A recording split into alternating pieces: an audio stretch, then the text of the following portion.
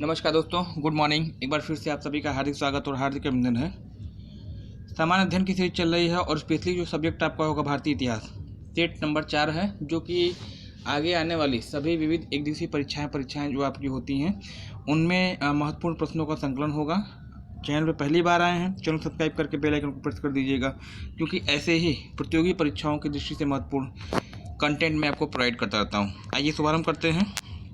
प्रश्न संख्या अगर 1 की बात करिएगा, एंशिएंट हिस्ट्री का क्वेश्चन है, धार्मिक आंदोलन से रिलेटेड है। पूछा गया है प्रथम बौद्ध परिषद का परिचालन निम्नलिखित में से किसके द्वारा किया गया था, ये आपसे पूछा गया है। या दूसरे शब्दों में कहिए कि प्रथम बौद्ध संगीति के अध्यक्ष कौन थे, ये आपसे पूछा गया है। आनंद दिया है, महाकश्यप दिया है, मोगलीपुत्र शिष्य दिया है, उपालि दिया है, या फिर इनमें से कोई नहीं। तो दोस्तों, मैं आपको सबसे पहले तो इसका तो मैं उत्तर बता दूं इस प्रश्न का कि पहले बौद्ध संगीति के अध्यक्ष कौन थे, और इसके बाद एक बढ़िया सा एक्सप्लेनेशन होगा, जिस एक्सप्लेनेशन से आपको निश्चित रूप से 4 से 5 क्वेश्चन 100 रूप से आप मिलने वाले हैं, है ना। प्रश्न का जो सही उत्तर है, पहली बौद्ध संगीति का अध्यक्ष कौन था, यह आपसे पूछा गया है। इसका जो सही उत्तर होगा आपका महाकश्यप, है ना। ये तो प्रश्न का उत्तर रहा। अगर पहली बौद्ध संगीति की बात करिएगा, पहली बौद्ध संगीति का आयोजन कहाँ पे होता है, राजगृह में। और राजगृह आपका कहाँ है, बिहार में। राजगृह की सप्तपर्णी गुफा में पहली बौद्ध संगीति का आयोजन होता है। अजातशत्रु का शासनकाल था और महाकश्यप ने इसकी अध्यक्षता की थी।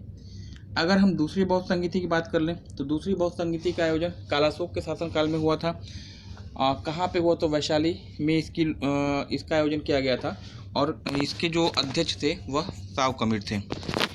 तीसरी बौद्ध संगीति की अगर बात कर लीजिएगा तो पाटलिपुत्र में इसका आयोजन किया गया था अशोक के शासनकाल में, और इस समय आपके अध्यक्ष कौन थे, तो मोगलीपुत्र शिष्य, जो ऑप्शन आपका सी में दिया गया है। चौथी बौद्ध संगीति का आयोजन जो है आपका होता है काश्मीर कुंडल वन में, वसुमित्र इसके अध्यक्ष थे और कनिष्क का शासनकाल था। तो ये 4 बौद्ध संगीतियाँ जहाँ से प्रश्न आपके हमेशा पूछे जाते रहे हैं, इसको आपको ध्यान देना होगा। आज के सेशन का दूसरा क्वेश्चन होगा, दिया गया है चंद्रगुप्त मौर्य गुजरात चंद्रगुप्त मौर्य के साम्राज्य में शामिल था। यह बात किस अभिलेख से प्रमाणित होती है, यह आपसे पूछा गया है। एक डीपली क्वेश्चन है, इंपॉर्टेंट क्वेश्चन है। आ गया तो अच्छी बात, नहीं आता है तो इसको कहीं ना कहीं नोट कर लीजिएगा, निश्चित रूप से आपका प्रश्न बनता है। जूनागढ़ शिला अभिलेख ग्रीक विवरणों से मिलता है, जैन परंपरा से मिलता है, उपयुक्त सभी से, या फिर इनमें से कोई नहीं। गुजरात चंद्रगुप्त मौर्य का हिस्सा था, यह बात किससे प्रमाणित होती है, तो यहाँ पे ऑप्शन ए आपका राइट होने जा रहा है, यानी जूनागढ़ शिला अभिलेख से। प्रश्न संख्या 3 की बात कर लीजिएगा, निम्नलिखित में से कौन अशोक का एक अभिलेख इस परंपरा की पुष्टि करता है कि गौतम बुद्ध का जन्म लुम्बिनी में हुआ था। 4 अभिलेख यहाँ पे दिए गए हैं और पूछा गया है कि कौन सा अभिलेख यह प्रमाणित करता है कि गौतम बुद्ध का जन्म लुम्बिनी कपिलवस्तु यानी नेपाल में हुआ था। ऑप्शन देखिएगा, रुक्मिणी देव स्तंभलेख, निगाली सागर स्तंभलेख, रामपुरवा स्तंभलेख, उपयुक्त सभी, है ना। तो एक इम्पॉर्टेंट क्वेश्चन होगा, डीपली क्वेश्चन यह भी है, और इस प्रश्न का जो सही उत्तर होगा, कौन सा ऐसा अभिलेख है जो कि महात्मा बुद्ध के जन्म को लुम्बिनी में दिखाता है। ऑप्शन ए आपका यहाँ पर राइट हो जाएगा, रुक्मिणी देव स्तंभलेख। प्रश्न संख्या अगर 4 की बात कर लीजिएगा, यहाँ पे दिया गया है निम्नलिखित में से कौन सा एक तमिल युग का राजवंश नहीं है। 4 राजवंशों का नाम आपको दिया गया है और पूछा गया है कौन तमिल यानी दक्षिण भारत का या तमिल राजवंश नहीं है, ये आपको बताना है। पल्लव है, चेर है, चोल है, पांड्य है, या इनमें से कोई नहीं। कौन तमिल युग का नहीं है राजवंश, तो इस प्रश्न का जो सही उत्तर आपका हो जाएगा ऑप्शन ए, यानी पल्लव। प्रश्न संख्या 5 की अगर बात करिएगा, देखिए प्रश्न संख्या 5 की बात करेगा तो यहाँ पे दिया गया है निम्नलिखित में से कौन सुमेलित नहीं है। सिंधुकालीन सभ्यता के 4 स्थल आपको दिए गए हैं, दूसरी तरफ वह स्थल किस नदी के किनारे पे स्थित है वो आपका दिया गया है। कौन सा सही नहीं है ये आपसे पूछा गया है। सिंधुकालीन सभ्यता से ये प्रश्न आपका है। हड़प्पा, कालीबंगा, लोथल और उपयुक्त सभी। हड़प्पा किस नदी किनारे पे है, तो आप कहेंगे रावी नदी पर है। कहाँ पे है, किस देश में है, तो पाकिस्तान में। कालीबंगा कहाँ पड़ता है, राजस्थान में। किस नदी किनारे है, तो बताइएगा गर नदी। लोथल आपका गुजरात में पड़ता है, किस नदी किनारे, भगवा नदी। तो यहाँ पे तो ये तीनों ही मुझे सुमेलित लग रहे हैं, तो इस प्रश्न का जो सही उत्तर आपका हो जाएगा ऑप्शन यहाँ पे उपरोक्त सभी आपका सही होगा। ये सभी के सभी क्या है, सुमेलित हैं। आज के सेशन का जो 6वां क्वेश्चन है, पूछा गया है अब्दुल रज्जाक विजयनगर आया था, किसके साम्राज्य में, किसके शासनकाल में अब्दुल रज्जाक विजयनगर आया था, यह आपसे पूछा गया है। देवराय द्वितीय के समय, देवराय प्रथम के समय, कृष्णदेवराय के समय, वीर विजय के समय, या फिर इनमें से कोई नहीं। अब्दुल रज्जाक किसके शासनकाल में आया था, तो मैक्सिमम लोग यहाँ पे कृष्णदेवराय को लगाने जा रहे हैं, जो कि गलत होगा। इस प्रश्न का जो सही उत्तर होगा ऑप्शन ए, यानी देवराय द्वितीय के समय अब्दुल रज्जाक का भारत आगमन होता है, देख लीजिएगा। चलिए प्रश्न संख्या 7 की अगर बात कर लीजिएगा, निम्नलिखित में से किसने रामायण का तमिल अनुवाद किया है, रामायण का तमिल अनुवाद किया है। 4 व्यक्तियों का नाम यहाँ पे दिया गया है। पूछा गया है किसने तमिल भाषा में रामायण का अनुवाद किया है। अगर पूछा जाए कि रामायण किसने लिखी थी, वाल्मीकि ने, किस भाषा में लिखी थी, संस्कृत भाषा में।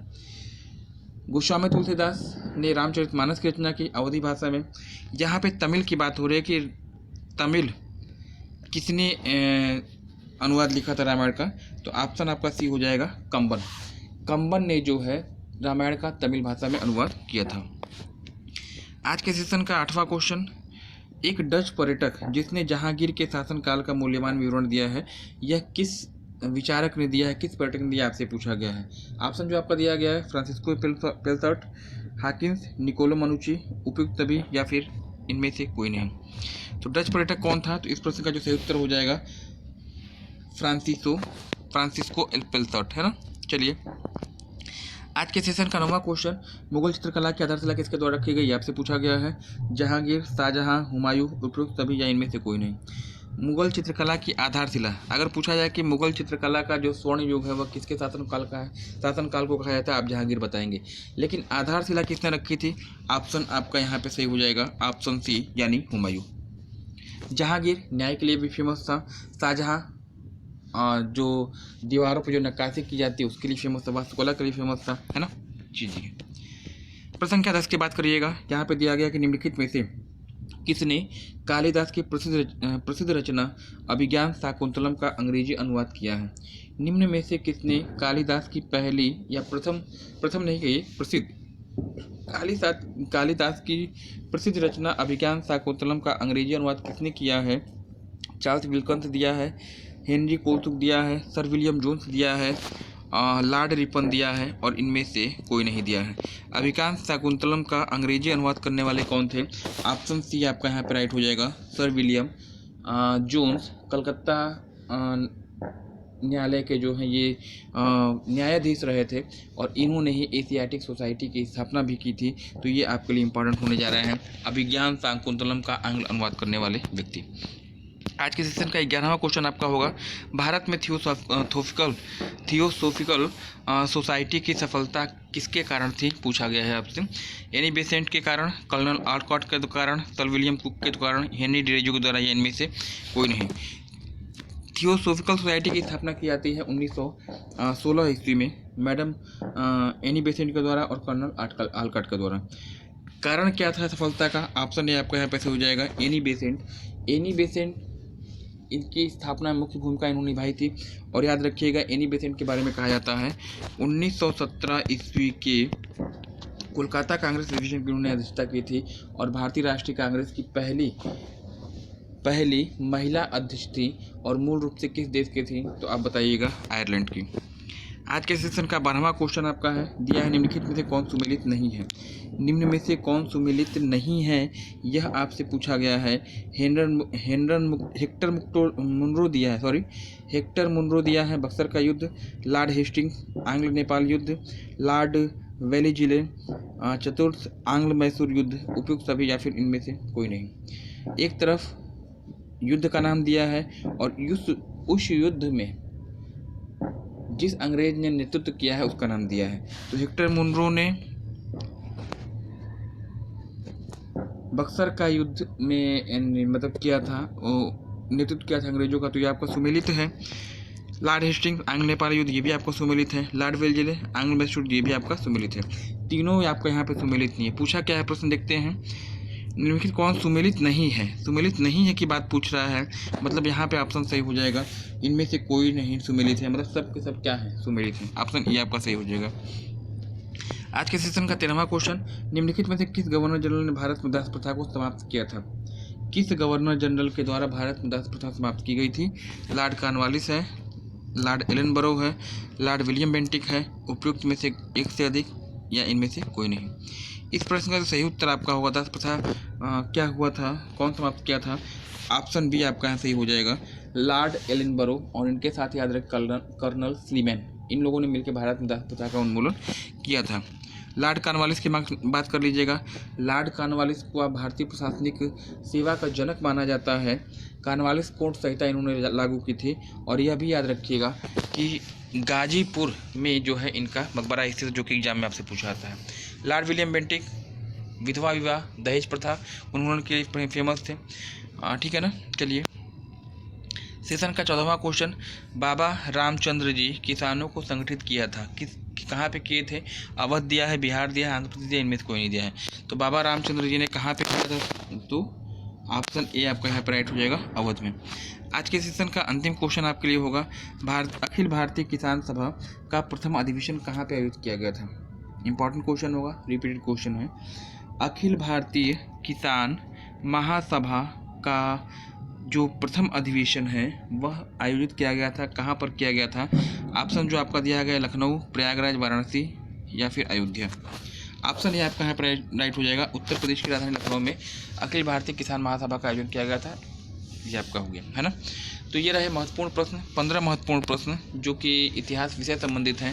पिछले 10 साल के इतिहास का पेपर उठाइएगा विभिन्न एक दिवसीय परीक्षाओं में, जहाँ से प्रश्न आपको निश्चित रूप से मिलते ही मिलते हैं। धन्यवाद, have a nice day, thanks for joining me.